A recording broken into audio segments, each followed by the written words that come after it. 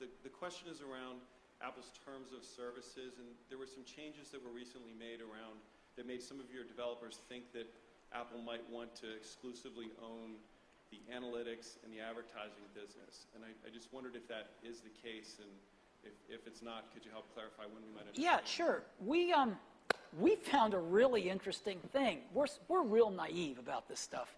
So one day we read in the paper that a company called Flurry Analytics has detected that we have some new iPhone and other tablet devices that we're using on our campus. We thought, what the hell?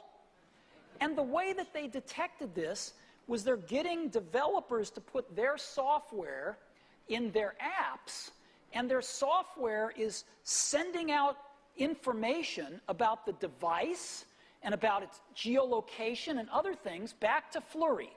No customer has ever asked about this. It's violating every rule in our privacy policy with our developers. And we went through the roof about this. So we said, no, we're not going to allow this. This is violating our privacy policies, and it's pissing us off that they're publishing data about our new products. So we said that we're only going to allow these analytics that don't give device information and that are solely for the purposes of advertising. Solely for the purposes of advertising. In other words, if a developer needs to put some analytics in their app that sends some information out to an advertiser so that they can make some money, because we're not going to be the only advertiser. There's others, and we're not banning other advertisers from our platforms. They can do that. But they can't send data out to an analytics firm who's going to sell it to make money and publish it to tell everybody that we have devices in our campus that we don't want people to know about. That we don't need to do. Okay. Is that clear?